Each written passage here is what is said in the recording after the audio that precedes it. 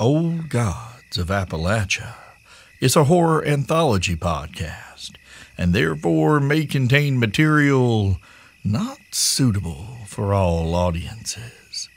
So listener discretion is advised.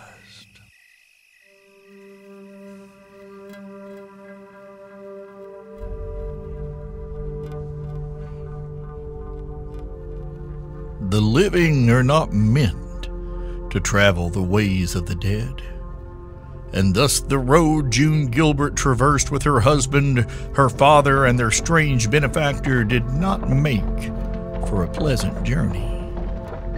The ancient cart creaked and rattled its way down a deeply rutted path that wound into the gathering gloom ahead of them. It was the strangest sensation to June. She could see Mr. Fields, her daddy, and her husband. She could see the wood frame of the cart around them and the scratchy old blanket that lined it for her comfort. But she could not see 5 feet beyond their means of conveyance as they trundled along. The man they called Jack hummed what sounded like an old funeral hymn under his breath as he drove the cart. His eyes set straight ahead, as if the mules' heads were the sights of some precision rifle, and he was taking careful aim at whatever lay ahead. "Mr. Fields," she called from the back of the cart. "You can call me Jack, sweetheart. Everything all right back there? Do you need something?" She leaned forward as best she could, bracing her weight on her elbows. "Where are we? Who were those boys? And if you'll pardon my French, just what the hell is going on?" Jack chuckled. "Your French is impeccable, Miss June.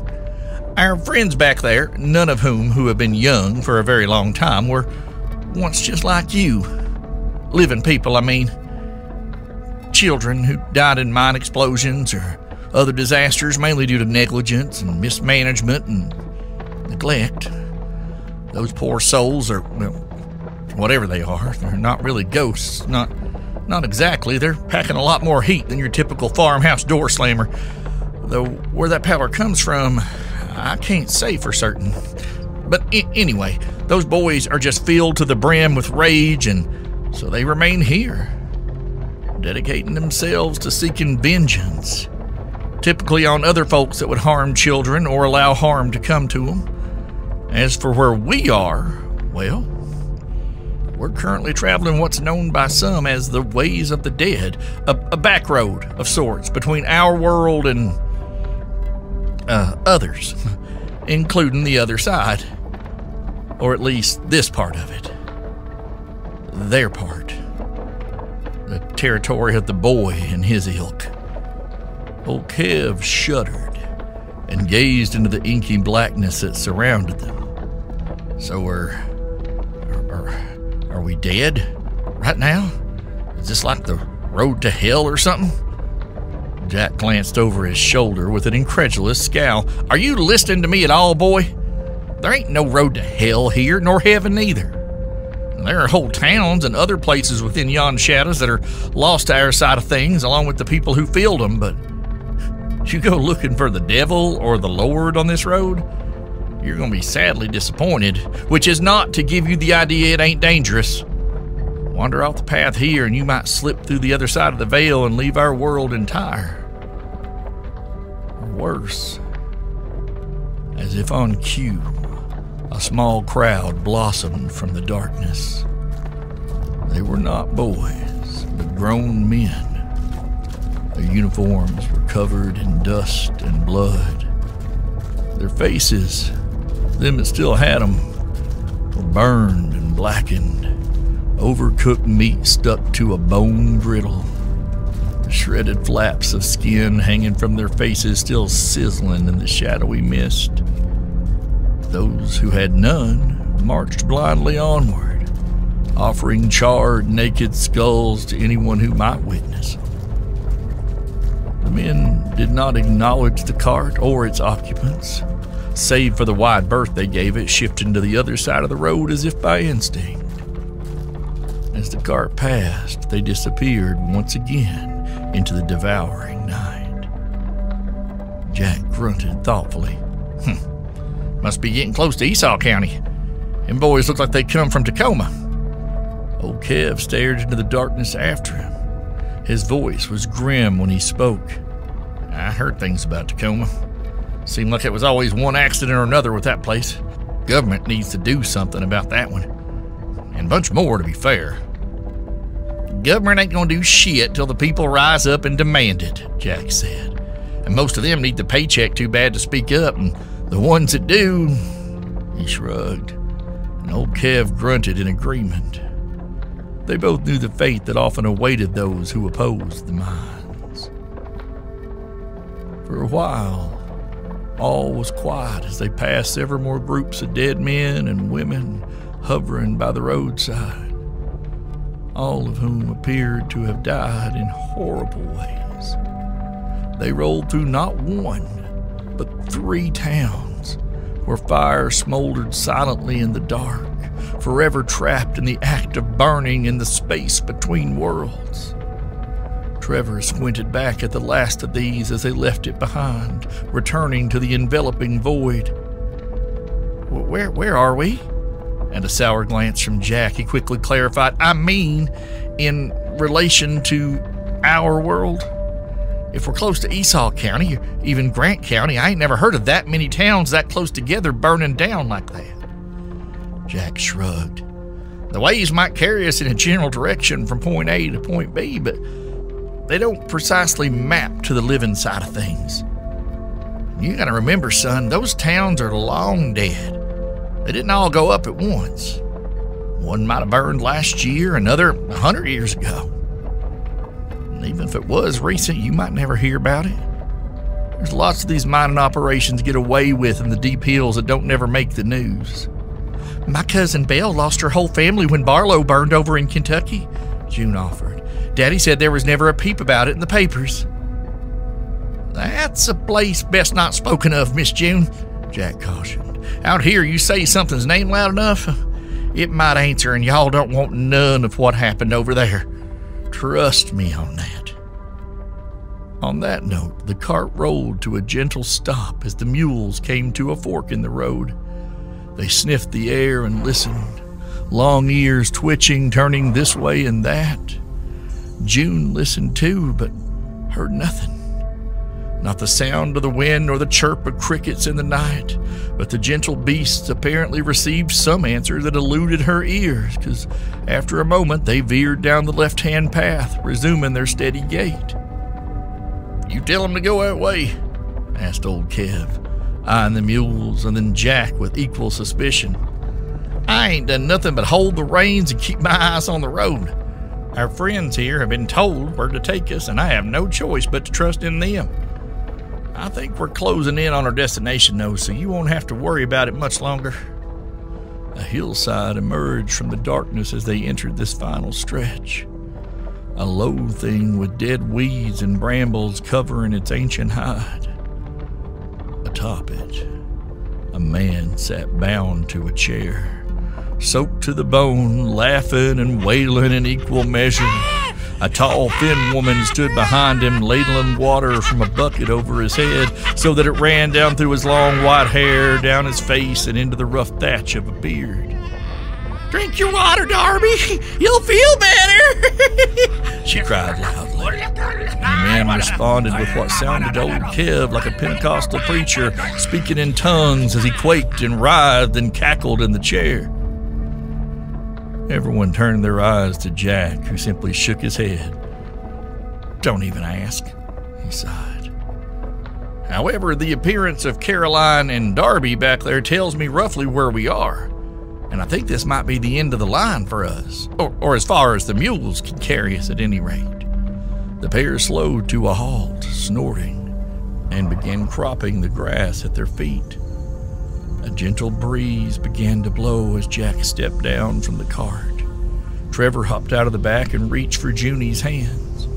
As he lowered her carefully to the ground, the wind picked up, increasing in velocity till it began to stir the coal dust in the mules' shaggy manes, whipping the black residue into the air and swirl in eddies. June's eyes watered, and she raised her hand to shield them, and when the wind finally died down again and she lowered her hand, she saw that the mules were gone.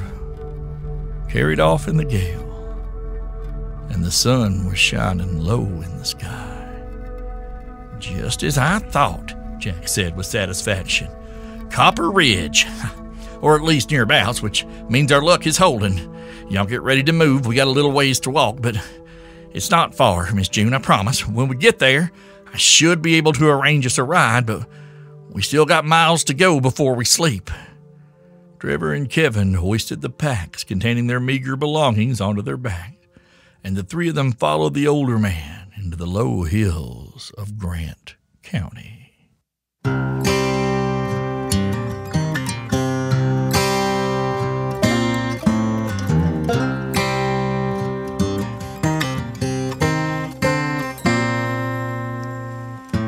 These old roots run to a ground so bloody, full of broken dreams and dusty bones. They feed a tree so dark and hungry, where its branches split and new blood flows. The ghost of a past you thought long buried rise to haunt the young. The shadow falls, judgment comes. Tread soft, my friend, amongst your fellows. Make your bond your word, lest you get what you deserve.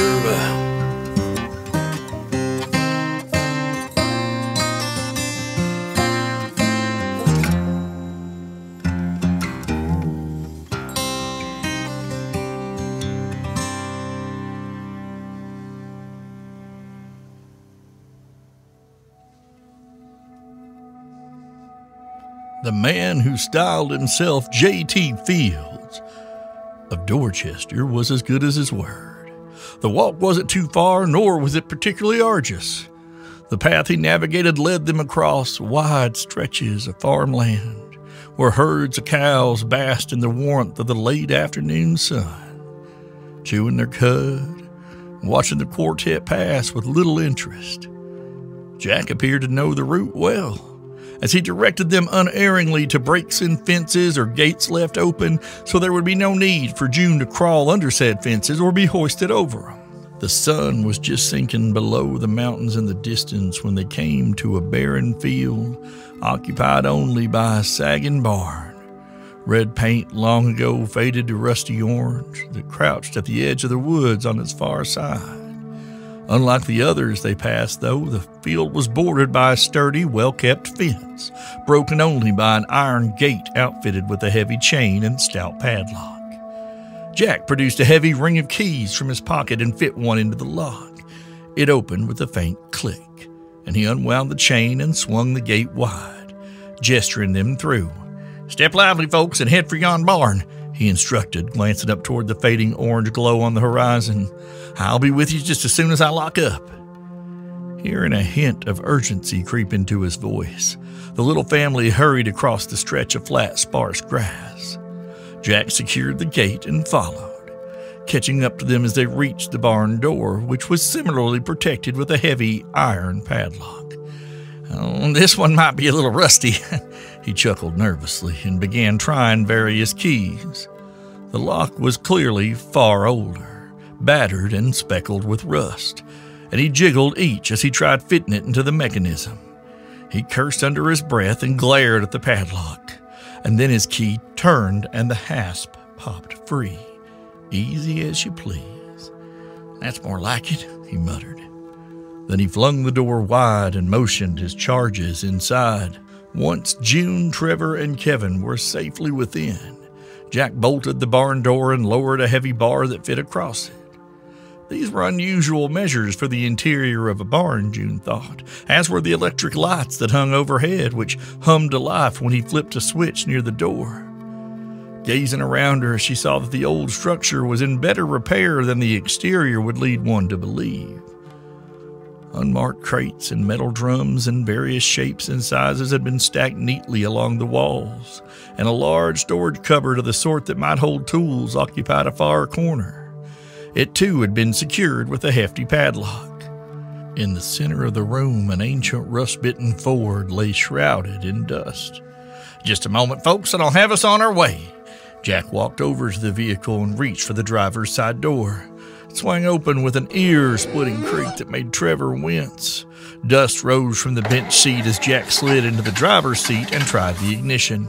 The engine chugged and groaned for a moment, then fell silent. "God damn it," Jack muttered under his breath. He emerged from the cab and popped the hood of the old Ford, rubbing his chin thoughtfully as he peered into its innards. "Maybe a few more moments, Miss June. Just make yourself comfortable," he called to her, and then headed for the storage cupboard she had noticed before. Through a high window set in the western corner of the structure, June could see that night was falling quickly. Somewhere in the distance, a high, keening sound rose on the chilly night breeze, the call of some animal in the woods. It was an unusual noise, something like a coyote, but not. It was wilder and stranger, almost like the call of a loon, but again, not.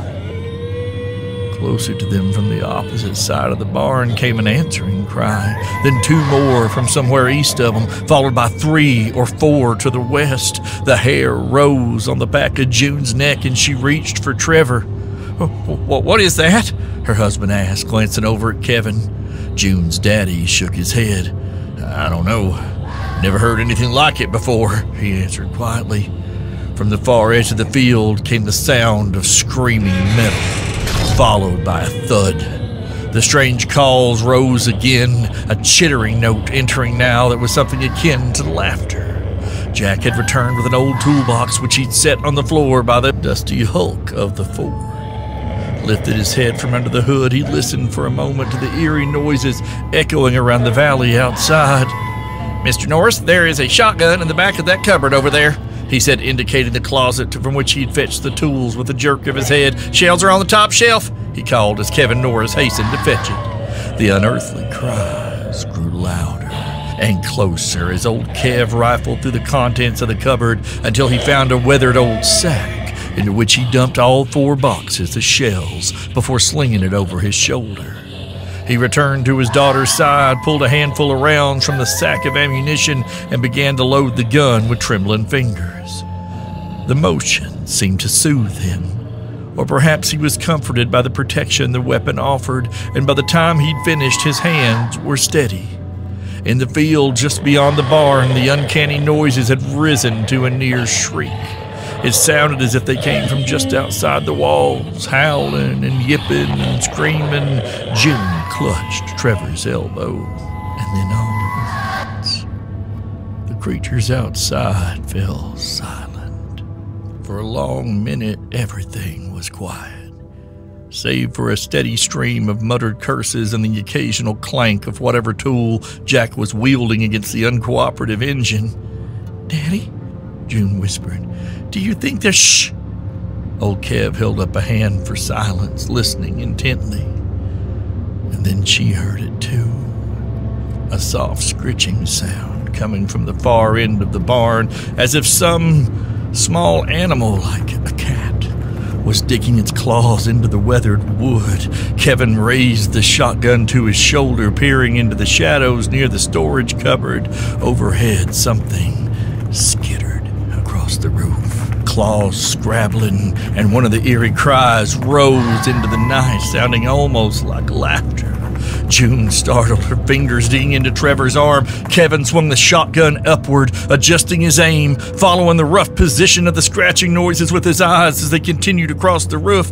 A high squeal issued from the other side of the barn, drawing his aim toward the western wall as something drew its claws across one of the glass windows, positioned high up near the hayloft, and June let out a whimper, and Trevor pulled her close. Something heavy thumped against the barn door, and the 3 of them swung around to face it, and it came again.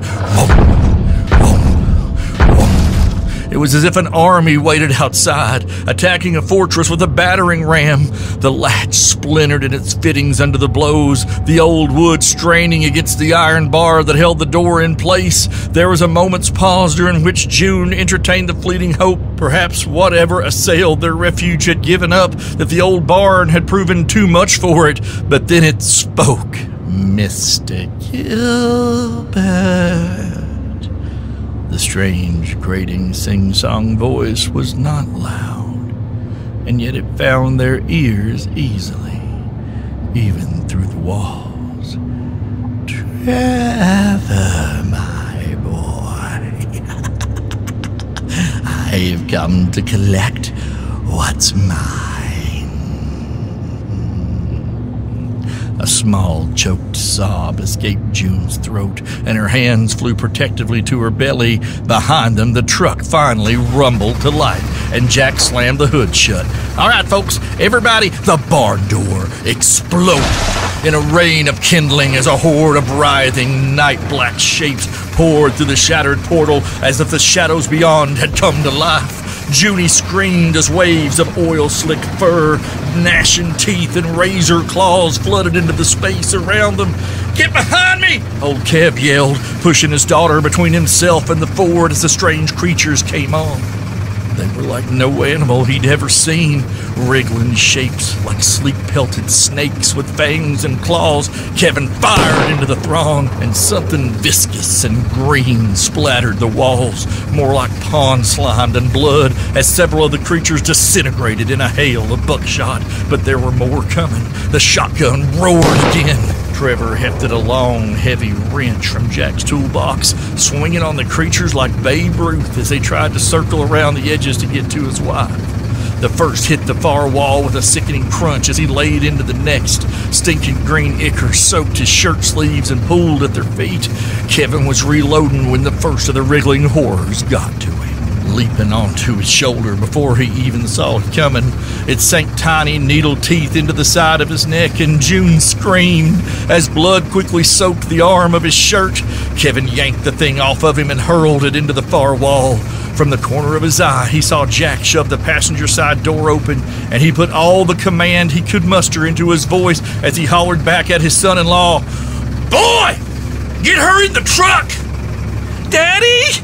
June cried, reaching out for him. "Go!" Kevin yelled. "Take her and go!" He slammed shells into the stock and turned back to the writhing mob, the shotgun filling the barn with thunder like the wrath of an angry god. Trevor Gilbert hustled his wife into the back of the Ford and slammed the door behind them.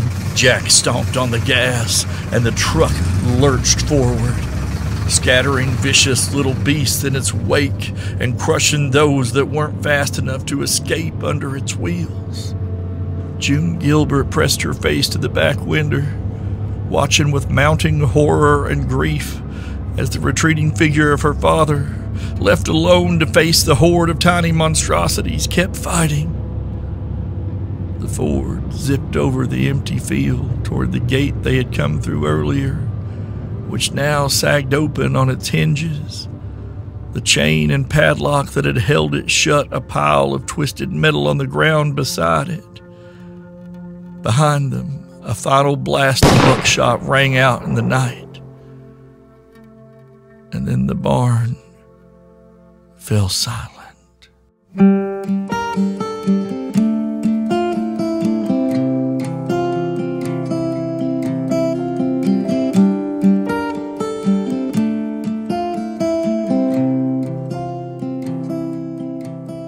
Well, hey there, family. And as promised and foretold, the road has grown darker and we leave our first loved one by the wayside as Kevin Patrick Norris, husband to Agnes Walker Norris and father to June, falls in the shadow of Copper Ridge. Will he be the last in this particular tale to find his way beyond that old black door? Well, I guess you'll have to come back and find out, now won't you? I hope you will. Bet you will. But I digress. I want to thank and welcome all of our new Patreon patrons who joined us for the first time for the very special presentation of Not Worth the Bloodshed, How Taily Poe Became Mr. Poe. Hope y'all enjoyed that one. Now, it's not a required bit of lore to understand our current storyline, but it was a question folks had been asking, so we answered it in the form of one of the most graphic stories we've ever told here on Old Gods of Appalachia. And me personally, I gotta say I'm mighty proud of how the sound design turned out on that one. I don't get to do many actual in my line of work, so that was special for me. And if you aren't a Patreon patron and you'd like to hear how Taily Poe became Mr. Poe and also gain access to hours of exclusive storylines like Build Mama a Coffin, Blackmouth Dog, Familiar and Beloved, and more, you can head on over to patreon.com/oldgodsofappalachia and make your tithe today. And now, this is your every time we kill a beloved parental figure on this show, Steve and Cam drink a fine craft beverage and giggle like 9-year-olds who just carved the word fart into the Sunday school classroom wall reminder that Old Gods of Appalachia is a production of Deep Nerd Media. Today's story was written by Cam Collins and Steve Shell. Our theme music is by Brother Land and Blood. And our outro music, Atonement, now available on all streaming platforms as well as on vinyl over at bittermelodyrecords.com, is by Brother John Charles Dwyer. We'll talk to you soon, family. Talk to you real soon. It always swift and true. May it ever swing swift and true.